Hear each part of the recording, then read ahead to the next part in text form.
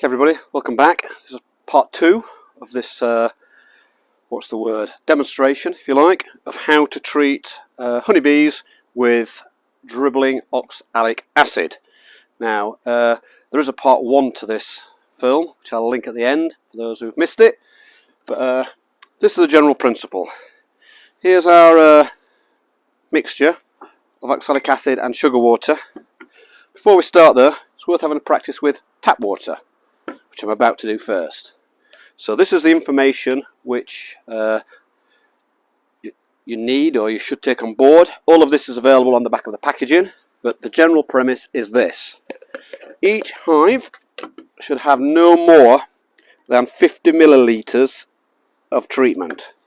So I've got a syringe. I'm going to mark that to 50, which is there. It's now at 50. Under no circumstances should you tip more in than that, or dribble more in than that. So for the purpose of this simple demonstration, this is our beehive. We've just taken the lid off. I'm going to look down and I'm going to count 1, 2, 3, 4, 5, 6 seams of bees. 6. So each one of those seams is going to get 5 millilitres of dribbled solution. So I'm going to practice and go all the way along like that. That's 5. Down the next one. That's another 5. Down that one. That's another 5. A bit slower than this on the day. Down that one. That's another 5. Down that one. Another 5. Is that 6? And we know we've done 6. 6 times 5 is 30. So we should be left with 20 millilitres.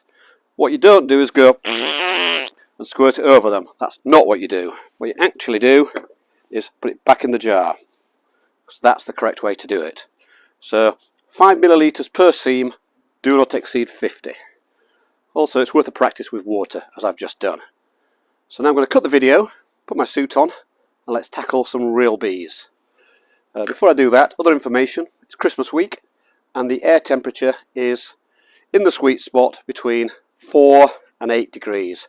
Any warmer, the bees might be out and about. Any colder, it's really risking just chilling the bees for no good reason. So we're in the sweet spot. Let's see how we get on. Okay, first job then is to take off the lid and have a look inside. There we can see the bees. I've not been inside here now since the middle of October, and it's now Christmas week, so that's a good 2 months. There you can see a moderately tightly packed cluster. What I'm going to do first is count how many seams there are. 1, 2, 3, 4, 5, 6, 7, 8. 8.5, I would say. So 8.5 means, if we say 8, 40 mils plus a bit more. So 5 mils down that seam, as near as possible. 5 down that. Now also, what you may or may not know, this is possibly the tip of the iceberg. So just because they're not all at the top doesn't mean that it continues down in that shape. So it's the same deal. Across the bees, you're looking down, dropping 5 mils into each of the seams. Mentioned it before, I'll mention it again. You don't want to be going more than 50 mils or 10 seams. So down to the last one, which should leave me between 5 and 10 millilitres left. Here we go, down there. So there's a little bit still in the syringe. That I'll pop back in the jar. So I now replace the lid and say goodbye to the bees until, I would imagine, late February, early March, maybe even late March. So making sure to seal up every gap before we pop the lid back on. Move on to the next colony. Here we are. Now this one's slightly more troublesome in the sense that I've been observing the white varroa board underneath, and it seems like the colony has split itself into 2 bits. So there's one half under this lid or crown board, the majority of them, and the rest are near the door or the entrance, which is at the far end. Don't know why that is. I suspect I might have to wait till spring to see what all that's about. This occasion I'm using the smoker as well. It's slightly lively, don't know why. Probably just slightly warmer in there, or bigger colony, or one of numerous other things. But here we go. 5 mils down there, and there, etc. So another 5. So you get into a little bit of a rhythm on this. You're never going to get exactly right, but try and keep it in the zone, if that makes sense. One last one there. Also, the shape of this hive, or the design of this hive, means I don't need to take off all the crown boards at once. I can sort of work my way across if I so wish, which on this occasion I do. Yeah. A little bit of smoke in there. Toot, toot, toot. A little bit in there, same deal. Right, take this lid off and have a little look inside. Not great camera work, but I can assure you that there's a few more seams there. Also, just be careful that the queen is not on the lid, or the underside of the lid. Highly unlikely, but just keep a check on that. Little squirt of water there. Little tip, just to stop them flying up at you. I'm quickly going down. A couple more seams there. Now, once this lid's on, I do know, and it's always worth checking, that there's a few more bees under there, a couple of seams. Don't know why they're split in half, but hey ho, it is what it is. So a couple more mils in there, a couple more 5 mils I should say, another 5 mils down there, and obviously a third one just there. There we go. Done. Okay, that's it. The syringe is empty. No more for this hive. Next little project is this little nuke colony, which is doing remarkably well. If we count the gaps in there, I can count 1, 2, 3, 4, 5 seams. So that's going to be 25 millilitres.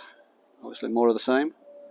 I am smoking them in the sort of vague hope that they might go downstairs, but which they don't. But anyway, they're behaving. So 5 there. And again, we don't know how deep this cluster goes down, so it doesn't seem like we're putting much on. But we're sticking to the rules. There we go. 5 times 5 times 5, 25. That's it. No more required. We'll pop the lid back on. Move on to the next hive. Again, they're all clustered towards the front, away from where I'm stood. Check the underside of the lid, make sure the queen's not there. Again, highly unlikely. Quick count, 1, 2, 3, 4, 5, 6. Then off we go again. Same deal, roughly the same speed. There we go, along that line. 1, 2, 3, 4, 5,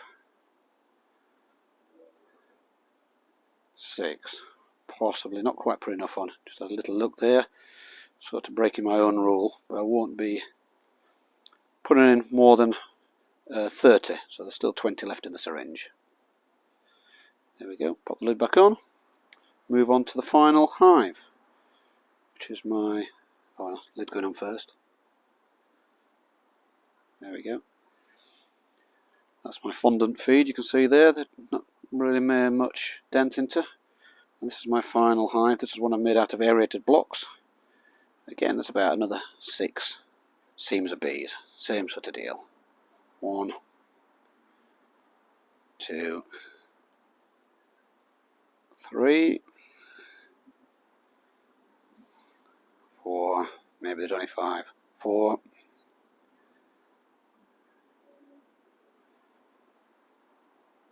5, oh no, 6. There you go, 6. 6 times 5, 30, leaving 20 millilitres in the syringe, which will go back in the jar. And that is that. Next time we'll be treating will be, in theory, in September, 1st of September, when I'll be putting my strips in. Does tend to be very effective, this oxalic acid treatment, and a job for Christmas week. Okay, lid back on. Merry Christmas everyone. As I say, part 1 I will link in the top corner in case you missed it. There we go.